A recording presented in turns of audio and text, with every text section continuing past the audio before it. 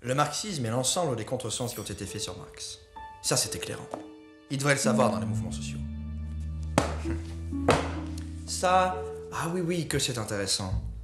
Oui, si on me demandait un exemple de dialogue de sourds dans la philosophie, c'est à ça que je penserais.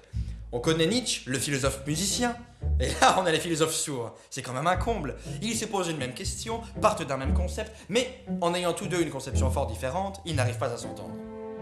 Mais il y a tout de même une idée intéressante à retenir, évoquée à la fin, qui est que le fondement des normes du juste dans une société est à lire dans la pratique immanente. C'est le résultat de l'histoire, l'histoire étant le lieu de la phénoménalisation de la liberté humaine. Mais quand on pense à celui-là, en revanche, que c'est puissant. Le fondement de la liberté, c'est dans la rationalité elle-même. Quand on pense à la relation à l'autre directement en partant du fait qu'il est une personne rationnelle, capable d'agir sur des raisons. C'est tellement plus fort et fondamental. Pas besoin de faire référence à l'histoire. Et si l'histoire nous amenait à justifier la barbarie? Non, là on part de la rationalité, on prend en compte l'humain. Ça, c'est de la merde. Mais non! Oui et le train de Miniville. Un titre sans nom d'auteur. Voilà qui ne peut être qu'issu d'une production divine. On sort de la caverne et on voit enfin la lumière. Un livre avec une belle moralité à la fin et qui se lit très bien jusqu'à la fin, jusqu'à la dernière page. Oui, et le train de Miniville. Une lecture pour BHL, à n'en pas douter.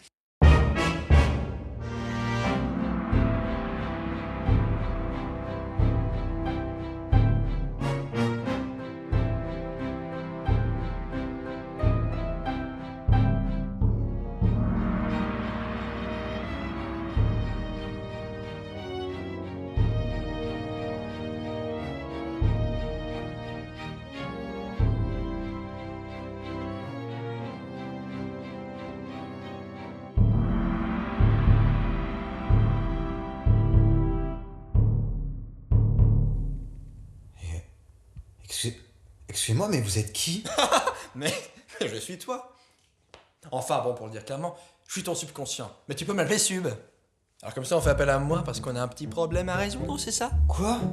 Mais de quoi vous me parlez? Et puis, je suis où là? Je suis où déjà là? Gna. T'es en train de dormir, couillon. C'est un rêve. Ce rêve bleu. Quoi? Non mais qu'est-ce que c'est que ces manières? C'est pas poli de dormir dans un rêve, bon Dieu. Tu t'es cru dans Inception ou quoi? Pardon.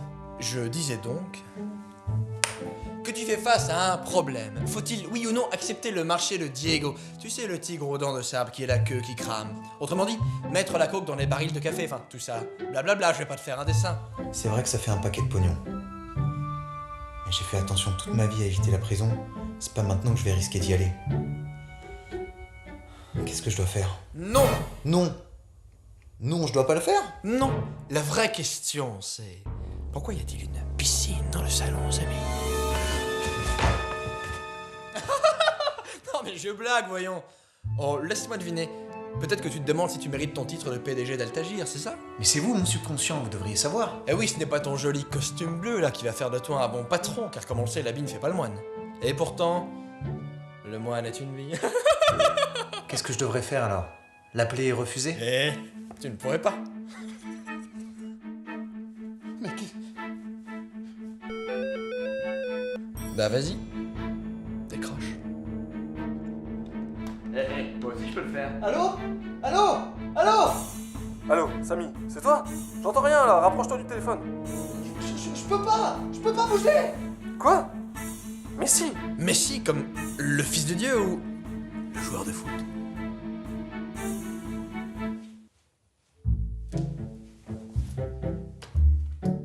Oui, allô, Diego?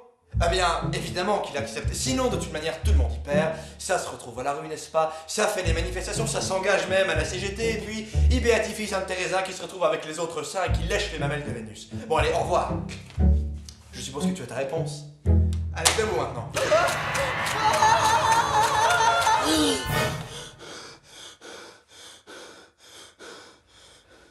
Mais il est malade ce type. Ce type, c'est toi.